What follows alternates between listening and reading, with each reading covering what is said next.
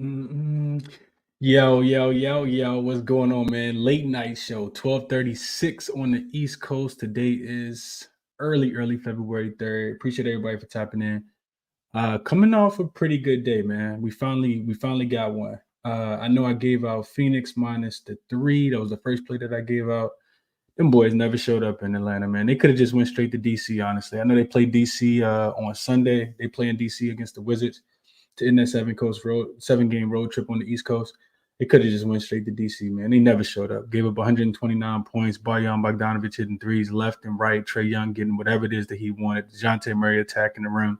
It was pitiful to watch. But that was the only loser that I gave out tonight. Miami, Washington to go under 228 was a cash. Sacramento, I told y'all them boys wanted some some non All-Star voting get back for Sabonis and De'Aaron Fox, and they showed up in a big way. So we cashed that. And then I gave out a little money leg parlay, and that also cashed as well. Barely got there with the Pelicans, who really didn't want to show up, but we get the cash. So 3-in-1 day, man. Always looking to build on that. We know the weekends could be extremely volatile. So I do tell you, I give you guys break these games down for you guys with with caution. So tell at your own risk, whatever it is that you want to play, maybe go a little bit lighter on the weekend. I've been starting all the shows by saying the same thing, is that, it's extremely volatile right now in the NBA, man, if you're betting. So we're going to get into it for today, man. That's a lot of games on the slate, and I won't be able to do a show tomorrow, but I figured, why not do a show? Why not do a show tonight real quick? So we're going to jump right into it for today. Hit the like button for me if you can. Appreciate it. Like I said, appreciate everybody for tapping in as always. Subscribe to the videos if you guys haven't. Also, if you're watching on Twitter, you can come over on YouTube where I can actually see the comments and comment, chop it up with the community, especially if you guys have already looked ahead and got some looks for tomorrow. So we're gonna get right into it for tomorrow, man. First game up, we have the Brooklyn Nets, who will be in Philadelphia taking on the shorthanded Philadelphia 76ers. So let's get to my notes on the game. First game up, we got Philly and we got Sacramento. I'm sorry, we got the Nets and we got the Sacramento, Philadelphia. So this line actually opened at 4.5. I saw 4.5. 4 right now. Total is moving up. It opened at 231.5. We see some money coming in all the way up to 233 already. Look like Circa just dropped the line at 233. So Ben Simmons is probable. We know he missed that last game against the Phoenix Suns when they got smacked the other day. Dorian Finney-Smith is listed as questionable. I think he also missed that last game. And then on the Philly side, like I said, they'll be shorthanded. I won't say no Nicholas Batum. He's listed as questionable. So is Marcus Morris. Embiid is already listed out. And Robert Covington and DeAnthony Melton will remain out for this game. So you got Brooklyn on the season, not the greatest team, 19-28 straight up. This team is not good on the road, just 7-15. They haven't been covering spreads on the road, 8-13 against the spread on the road, and just 3-6-1 against the spread in their last 10. A lot of it has been their offense, right? They just really struggle to score the ball. Although they have been you could say, figuring it out a little bit. Ben Simmons come back and the offense looks great against the Jazz, but then again, that is just the Jazz. We got to remember that as well. On the opposite side, Philly, you got to take these numbers with a grain of salt, because Embiid did play in most of these games. They're 17-6 straight up at home, 16-7 against the spread. We typically, if you lay with them, you're getting paid. 5-5 against the spread in their last 10. And situationally, for both of these teams, first starting with Brooklyn, first game, both of these teams in a really weird spot. First game off a 5-game road trip for a 5-game homestand for the Brooklyn Nets. They have had 2 days off, and on 2 days rest so far this season, they're 3-3 straight up with a -2 in the point differential department. They're the 12th rated offense on 2 days of rest and the 24th rated defense. So for whatever reason, they get a couple days off and the defense just doesn't really show up. Now, it should be a little bit better in this spot against Philly. We saw Maxey have to, absolutely go crazy in that last game. Career night for legacy game for Tyrese Maxey in Utah, so that they didn't end that road trip the way that they did. So looking at Philly, first game back home after a 5-game road trip. They played 7 of the last 8 games on the road, and they actually host Dallas on Monday, so they will be back home and comfortable for a while. Head to head, Philly did beat Brooklyn already. this season, and they've won 9 of the last 10. However, they've only covered 2 of those 10. 7 of them were losses, and one of them was a push against the spread. They beat them back in November. It was 121-99 on November 19th when Philly was laying 3.5 in Brooklyn. So this is a difficult game. I do think, if you're playing the game, you want Dorian Finney-Smith in for Brooklyn, and I kind of feel like Brooklyn can cover this game, and I'm not gonna say potentially win the game, but it's not the greatest spot for Philly. So I guess, with it being a 4 number, I think Brooklyn can come in here, especially if they get Ben Simmons back. Ben Simmons is, of course, he's gonna hear all the boos in this game, being that he's back in Philly. I'm not sure. I know it's gonna be one of his first times playing back in Philly with his Brooklyn team, because I feel like he's been missing so many games. So I think if I had a lean in this game, man, I know Brooklyn sounds crazy, but we see crazy stuff happen on the weekend all the time. Philly is the much better team, and I don't agree with the total going up. I think the total could go under. Brooklyn is top 10 defensive rated team over the last 5 games. They're 4-2 to the under as a road dog in conference games. The last time these two teams played against each other, the total was 224, and they went under by 4 points. The Sixers, they're also 2-0 to the under in home games without Embiid this season, and both of those games were under by averages, more than at least 8 points in both of those games. So I don't agree with the total going up, but what do I know? Typically, I've been wrong about totals. I did get one right tonight, but I kind of lean Brooklyn plus the 4, and I kind of lean under 2. I'll see how high the total goes, but I lean under the total, and I lean Brooklyn to be able to potentially get a win outright, man. Like I said, I think it's a much more difficult game for Philly being back home, especially coming off that big win that they had. And I know they didn't finish the road trip well, but I kind of lean Brooklyn plus the points in this spot. Let's keep it moving. Next game up, we got Golden State and we got the Atlanta Hawks. So Atlanta, man, some reason they're the worst ATS team in the NBA, but for some reason I can't get them right. I bet against them tonight, they take my money. I bet against them the other day against the Lakers, they take my money. So I'm probably not betting against the Atlanta Hawks. Every time I bet against them, they seem to turn up and win the game and cover.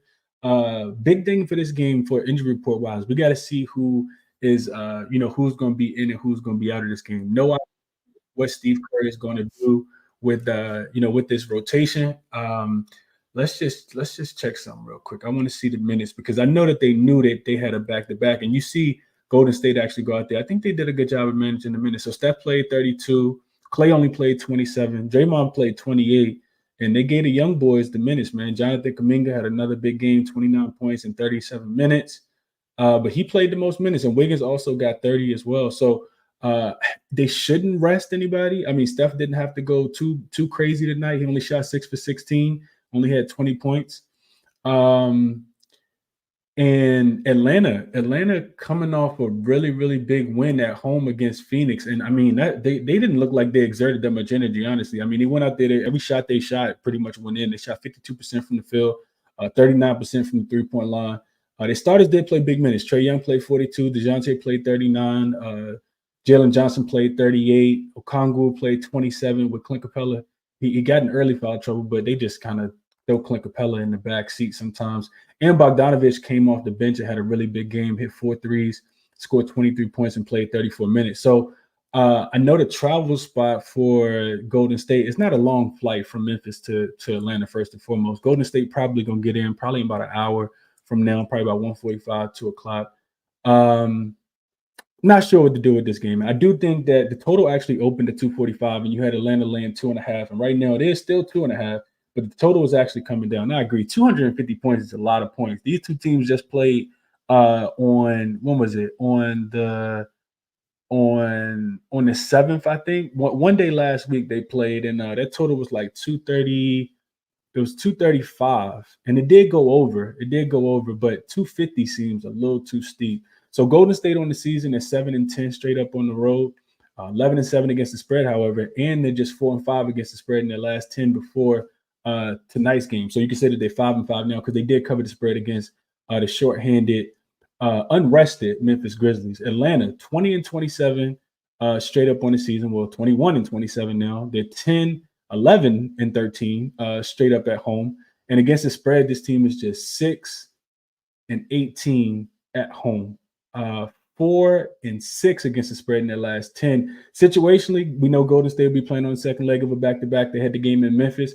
On back-to-backs this season, though, Golden State's actually 5-3 straight up. And they have a plus 6.6 point differential in that spot as well. They have the third-ranked offense on playing on the second leg of a back-to-back, which I thought was pretty impressive, especially being how old they are. And they're 12th defensively. So those numbers kind of bode well for Golden State in this spot, even with them having to travel. This is the second game of a 5 or 6 game road trip for Golden State as well.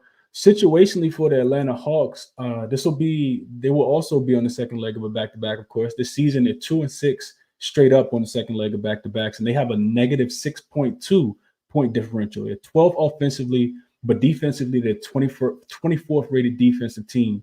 They are playing their 5th straight home game with one more game against the Clippers coming up on Monday. And like I said, head-to-head, Golden State did beat Atlanta 134-112 last week in Golden State. That was Golden State's first game after the passing of their assistant head coach. And Golden State was laying 6 points in that first game. Trae Young was also ruled out with the concussion. And, of course, Trae Young is back now. He's been absolutely balling. So no idea what to do with this game. I kind of lean towards Golden State, thinking that they could win the game because I think they're a little bit better defensively, but offensively they're not good either. I'm sorry, defensively they're not good. The numbers say that they're good, but when I'm watching Golden State, the last couple games against Philly, when Embiid went out early, and against a shorthanded. And I said earlier on the show, if you guys were listening and watching there, I said Memphis team total, even though Golden State defense is pretty bad, sounds like the play here. And it definitely would have cashed if you took it. The full game went under and their team total under. I didn't even play it. But I don't think that they're going to be able to replicate that. I know Golden State, is playing a little bit better. I think this could be a big Steph game. Steph didn't have to do much in that game, tonight, or you could say last night now. So I do think it could be a big Steph game, but I know I'm not playing this game because I don't want to lay points with the Atlanta Hawks. I know that they're in a rhythm at home, won a couple games in a row, beat the Lakers, beat the Toronto Raptors, and now you done beat the Atlanta Hawks. Now you done beat the Phoenix Suns. But I don't want to lay points with Atlanta. I think I'll pass on this one. Best of luck to you guys if you play anything. Total's so high, but I can't bet under. Both of these teams fly up and down the floor. This is one of those games where, even it happened tonight too. I didn't bet it, but I always pay attention to it. One of those games where the game is flying over the total, and in the fourth quarter you take the under because you see 40 points, 40 points, 41 points, 42 points, and 39 points and 43 points throughout the first 3 quarters between the teams. And then the fourth quarter comes and they kind of run out of gas. You see the pace slow down a lot. So I know I'm not playing this game. I don't have a strong look on the side, but because I don't want to lay points with Atlanta, because I do feel like I'll be the one to lay points with Atlanta, and then all of a sudden they wouldn't cover. So I'm off of this game from a side perspective. Also, like I said, you do want to kind of wait on the injury report, even though I do expect Golden State to have all the, pretty much have a healthy roster. And it should be a big guard day. So, probably looking at Steph to go over his points prop. Golden State do need, some wins right now. And they're starting to stack them up. 2 wins in a row over the Philadelphia 76ers and the Memphis Grizzlies after losing again to the Los Angeles Lakers the other day. So Golden State needs these wins. And I would look their way and not look at all. And I know it's not necessarily the greatest spot for them here. Let's see. We got a couple more games. Let's go to Bucks and Mavs. That's the next game up. This is the next game up? Bucks and Mavs? No, it's not. We got Kings and Bulls. This game's actually first. Kings and Bulls first. My fault. This game will be played at 8:10. The Bucks and Mavs come on at 8:40 Eastern time anyway. So Kings and Bulls. So this one's pretty simple. Kings, they were laying a point. I see it at 1.5 now. And I want to play the game, but I can't from an injury perspective.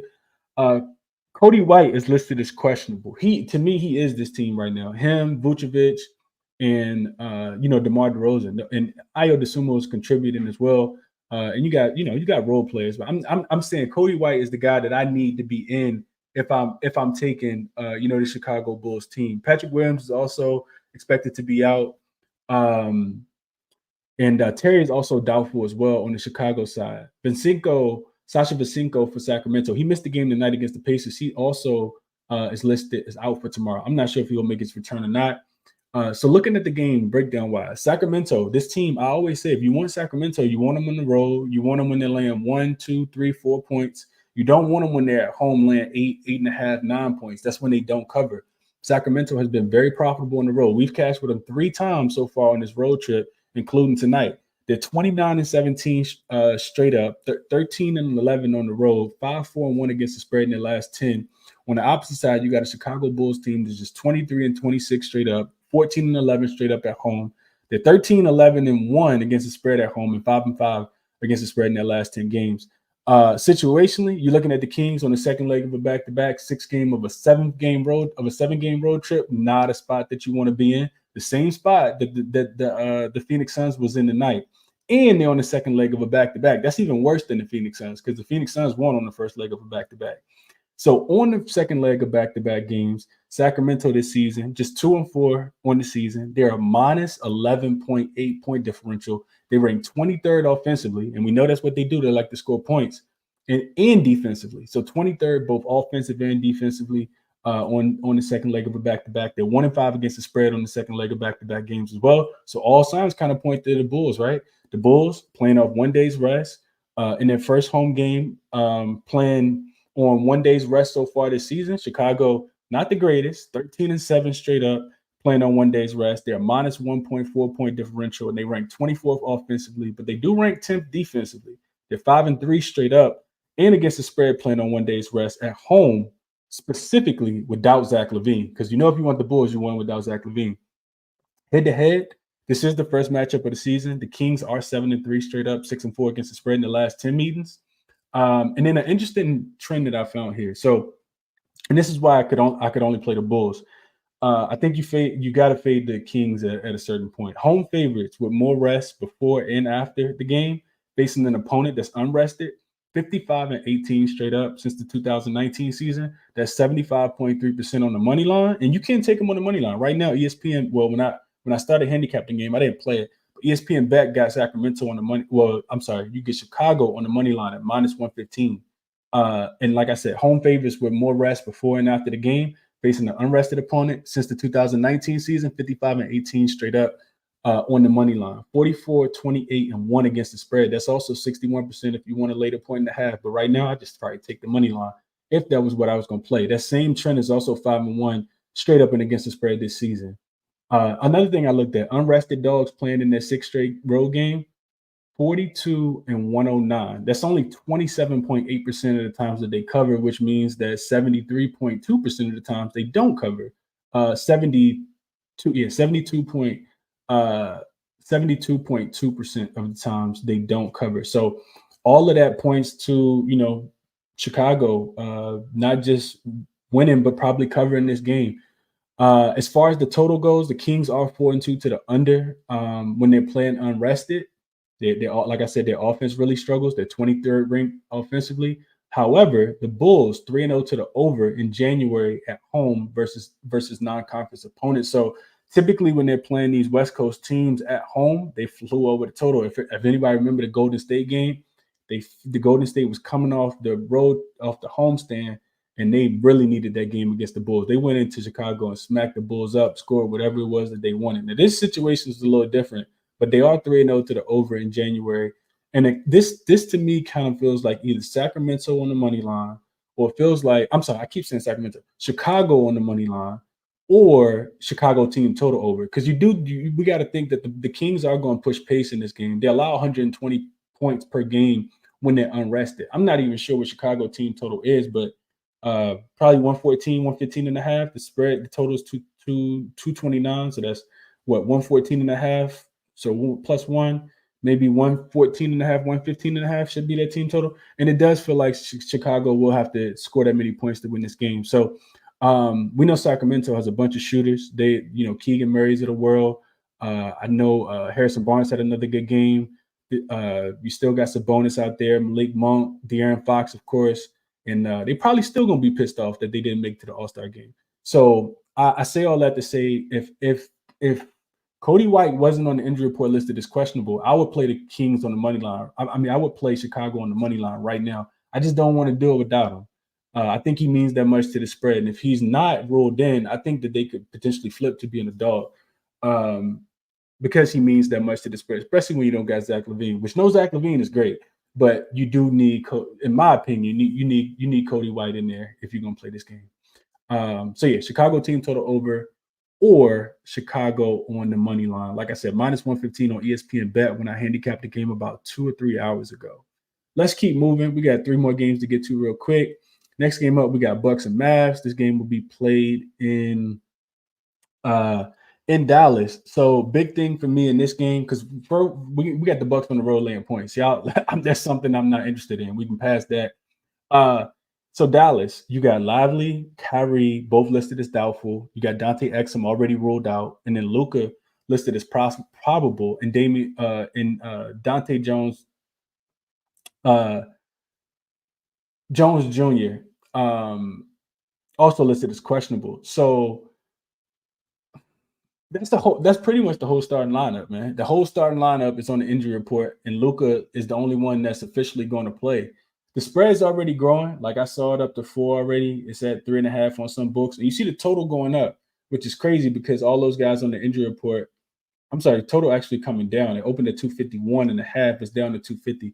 I think I agree with the movement there. I know that the Bucks don't play any defense. I know that the Mavs also don't play any defense. But if the Mavs going to have all these guys on the injury report, I do kind of feel like the only way they're going to be able to make the game competitive is to be able to try to slow the Bucks down and try to play at a little bit slower pace. What you see in these Dallas Maverick games most of the time is that while they will like have very explosive quarters, they also have a quarter where they just kind of grind you out, and it's very, very slow pace.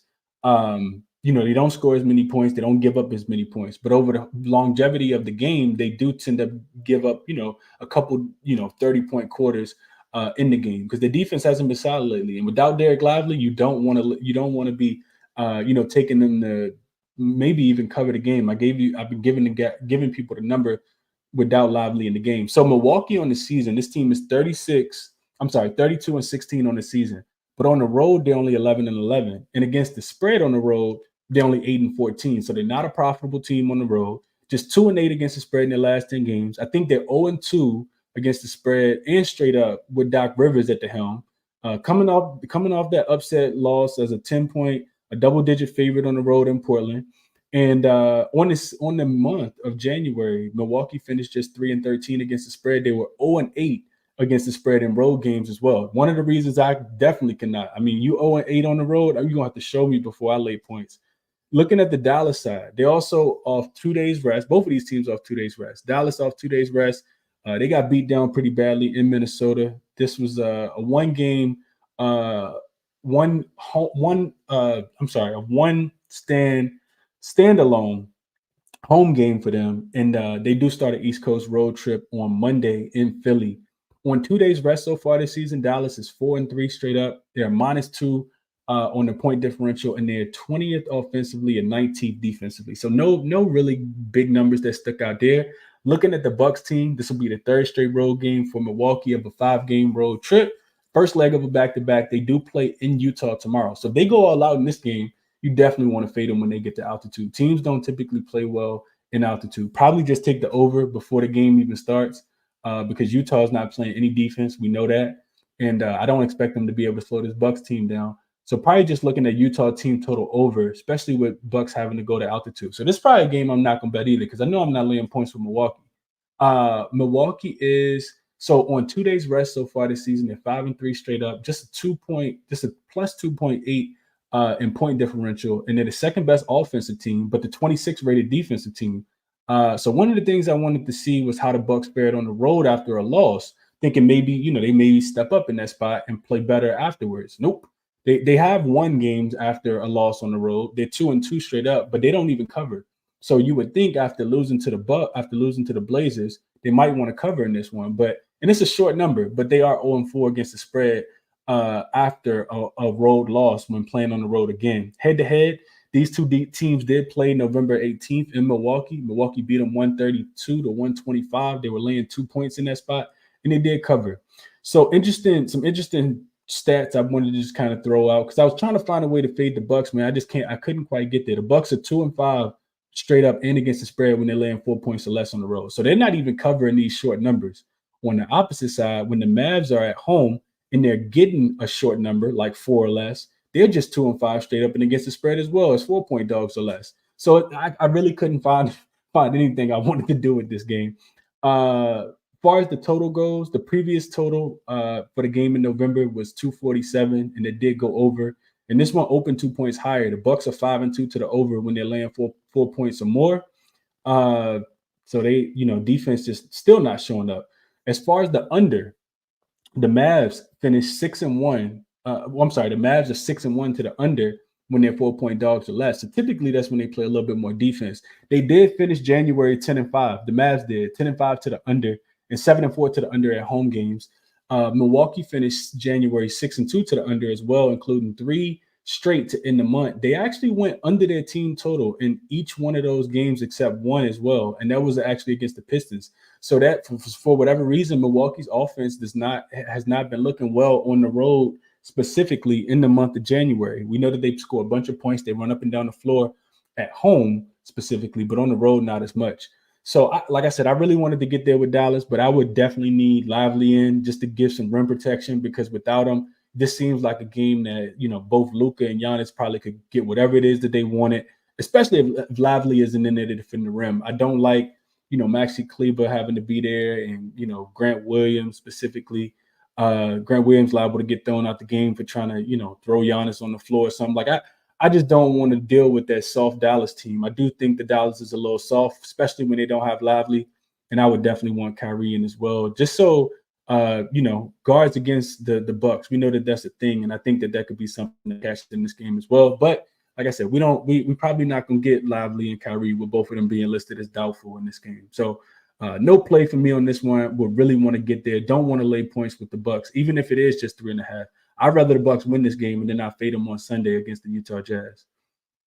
So those are my thoughts on this game. We got 2 more to get into real quick. Let's go to an interesting game here. We got Lakers and we got Knicks. This game will be played at the Garden. Lakers, in a crazy little road trip here. So 6-point spread for the home New York Knickerbockers in the spot. So the Lakers did just lose Jared Vanderbilt.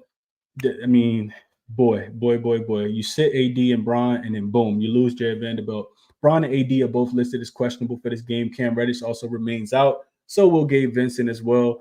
For New York, you got Quentin Grimes, who listed as out. Julius Randle will remain out for this game. And OG Anunoby is still listed day-to-day. He missed the last 2 games for this New York Knicks team. They're looking at this Lakers team on the road. Not a good team. 8-17 on the road, just 10-15 against the spread on the road. They are 6-4 against the spread in their last 10. The Knicks, we know that this team is very high. 32-17 on the season, 18-5 straight up at home. It's rarely that they lose. It's rarely that they don't cover a spread either. 15-7-1 against the spread at home. 9-1 straight up in their last 10. 8-2 against the spread in their last 10. This team is hot, man. So situationally for the Lakers, it'll be their 5th straight road game with Charlotte on the end of the road trip on Monday. They're coming off the big upset win as a 15-point dog against the Boston Celtics without AD and Bron. That was actually the biggest upset of the season so far. They had 1 day of rest in between, and they're 20-13 straight up on 1 day's rest with a plus 2.1 point differential. They ranked 16th offensively in that spot and 11th defensively. However, looking at the Knicks, this will be the 3rd straight road game of a 6-game homestand. They don't play again until Tuesday. This will be the 3rd game in 4 nights for them as well. They do get 1 day's rest, and the Knicks are the best team in the league on 1 day's rest. They're 20-8 straight up, a plus 9.9 point differential. They're the 4th best offensive team and the 6th best defensive team playing on 1 day's rest. Head-to-head, they already beat the Lakers on December 18th. They beat them 114-109 as a 5-point dog in LA. And that total in that game actually went under in December. It was 236, and now you see this total open at about 228. LeBron and Anthony Davis, of course, they're going to be questionable up until game time. I'm not sure if Anthony Davis is actually going to play. He's dealing with a whole bunch of stuff. His hip, his knee, his leg, everything that could possibly go wrong for AD is going wrong for AD. I wouldn't pull a trigger on this one until I know the status of Anthony Davis, LeBron James, and OG Anunoby as well. I do feel like I know we keep thinking the Knicks going to have to come down to earth eventually.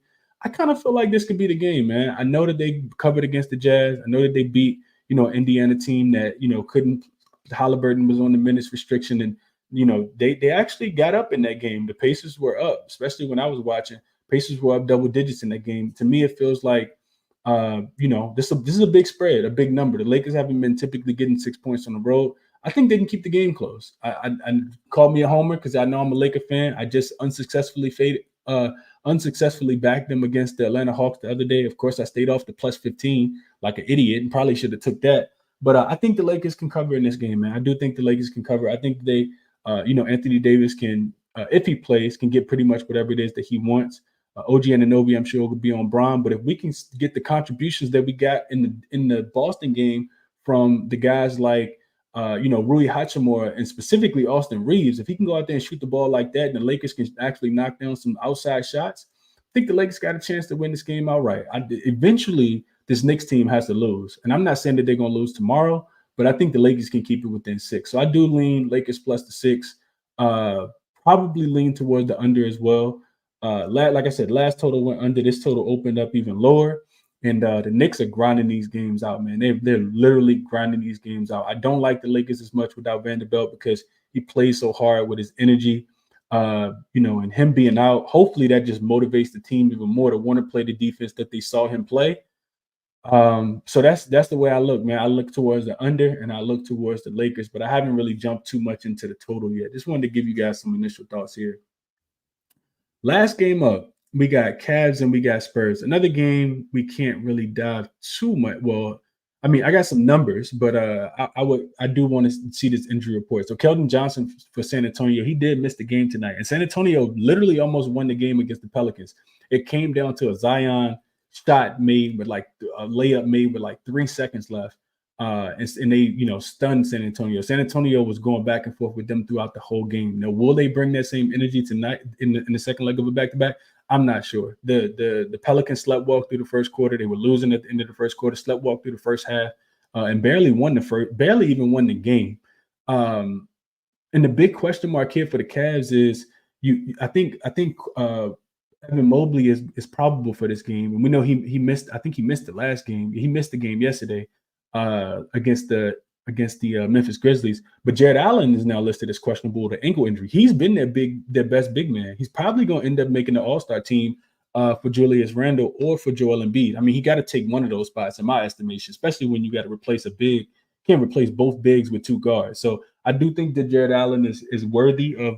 If you've been watching, this team play, he's one of the reasons why they are 30-16. Him and Donovan Mitchell and a lot of the other key contributors as well. But Cleveland 30-16 straight up on the season. They're 13-8 against straight up on the road. They are 10-11 against the spread, and just 7-3 against the spread in their last 10. If depending on what number you got, if you got the early 5 like I gave out the other day on the Memphis game, you covered. But if you got the late 8, you did not cover because they only won the game, I think, by 6 or 7. So looking at San Antonio, 5-19 at home, 11-13 against the spread at home, 5-5 in their last 10 games as well. And situationally, this is the third game of 4 nights for this Cleveland Cavaliers team. They won 4 in a row, but failed to cover the last 2.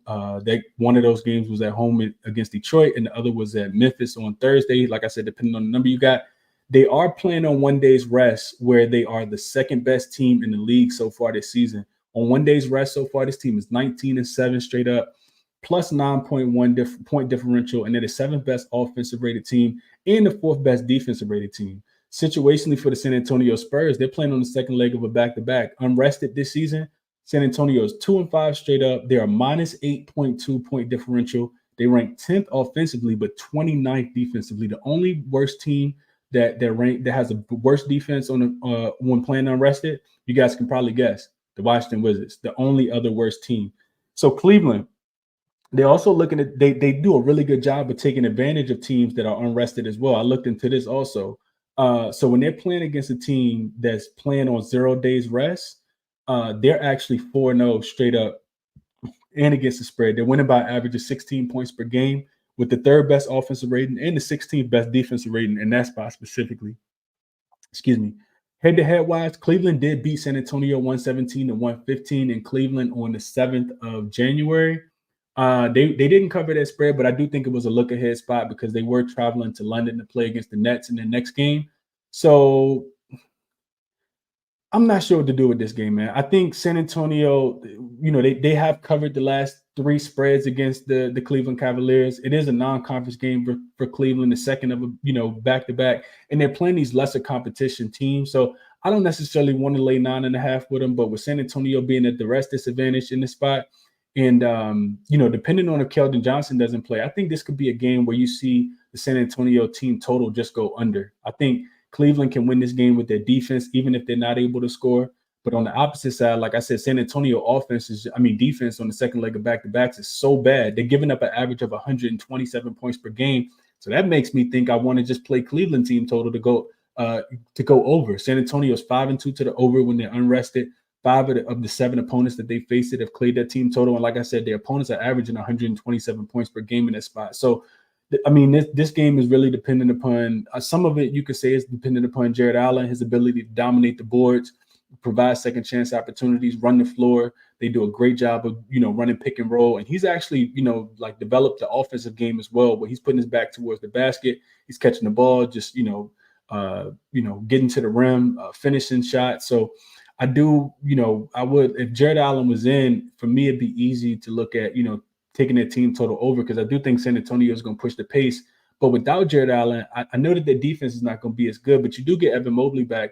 And to me, that would kind of lend, I think, more towards a San Antonio team total under spot. We know San Antonio has not been able to really, score the ball. They don't have a lot of scores out there. I mean, they got guys that can shoot the ball, but Cleveland's defense is really, really good. Even when they're not playing and they're not making shots, they're kind of like Minnesota in a sense, because even when they're not making shots, they can just rely heavily upon their defense and still win the game. So I think San Antonio could run out of gas on the second leg of a back-to-back, playing both, two really, solid defensive teams. They went under tonight in that Pelicans game as well. So those are my thoughts on this game. If I had to make one play right now, like I said, not the greatest card for tomorrow, but if I had to make one play right now, I think it would be I really would want Kobe White in for tomorrow, and I would take the money line with the Bulls. I do want to fade the Kings on the second leg of a back-to-back 6 straight road game.